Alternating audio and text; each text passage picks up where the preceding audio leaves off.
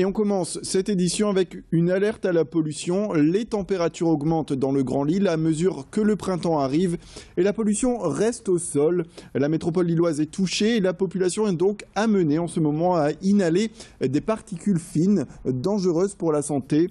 Quelques règles sont à suivre donc. Il s'agit d'abord de ne pas prendre sa voiture quand cela n'est pas nécessaire, sans oublier de baisser la vitesse sur les routes. Au quotidien, c'est aussi se protéger de la pollution chez soi.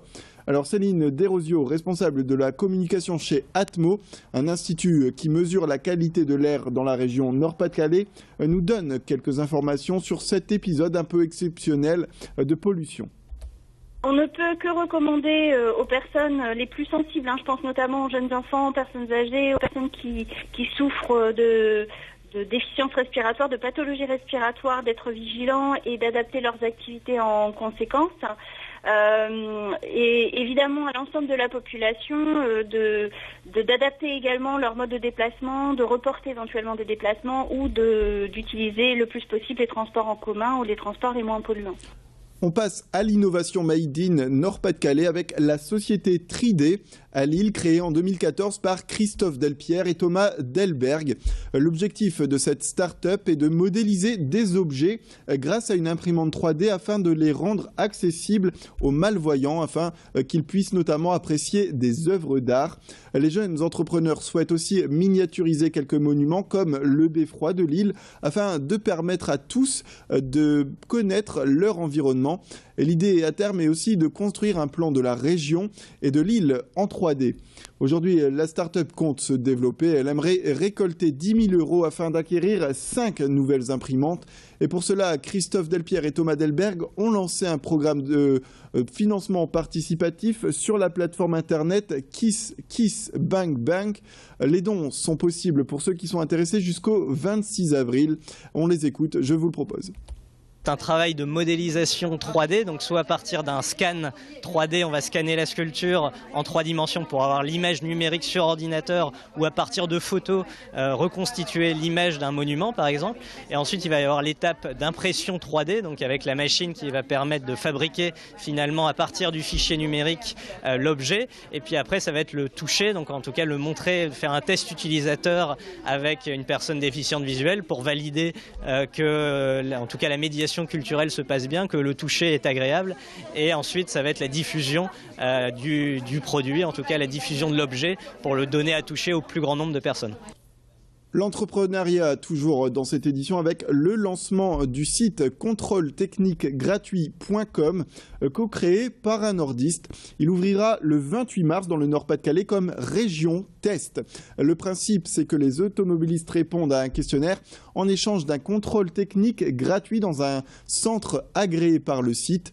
Et ce questionnaire est composé de quelques questions, notamment l'entretien du véhicule ou encore son nombre de kilomètres parcourus. Et ces données permettent au site de mieux cibler les propositions à envoyer aux clients. Et en cas de réparation sur le véhicule, les frais reviennent bien sûr à l'automobiliste qui doit alors effectuer les réparations dans un centre agréé par le site dans la région Nord-Pas-de-Calais. Alors l'avantage pour le client est d'économiser une soixantaine d'euros pour le contrôle technique. Et pour le garage, ce système permet d'économiser sur le budget publicité et de toucher une nouvelle clientèle. Alors comment fonctionne ce site? Notre journaliste Idil Gunay est allé à la rencontre du responsable Jonathan Haberstrau afin de mieux comprendre son fonctionnement.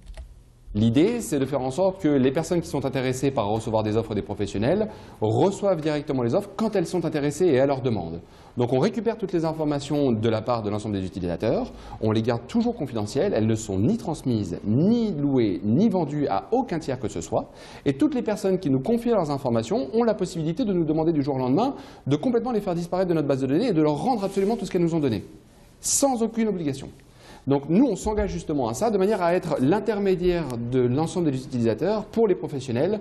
Et les professionnels, leur but, c'est de dépenser moins en budget de communication et donc à ce titre, 1, d'améliorer leur marge et 2, d'avoir de meilleurs prix. On passe à la question du jour sur Grand Lille TV. Les beaux jours reviennent et l'envie de se dépenser pour beaucoup également. D'où notre interrogation, trouvez-vous qu'il existe suffisamment d'équipements pour pratiquer votre sport près de chez vous? Comme d'habitude, vous pouvez nous répondre sur le site laquestiondujour.net. Vous avez aussi la possibilité de vous exprimer sur notre page Facebook grandlille.tv. Et les beaux jours donc sont là et l'envie de se dépenser également. Alors dans cette édition, on parle encore sport avec à l'homme des cours de fitness pour les seniors.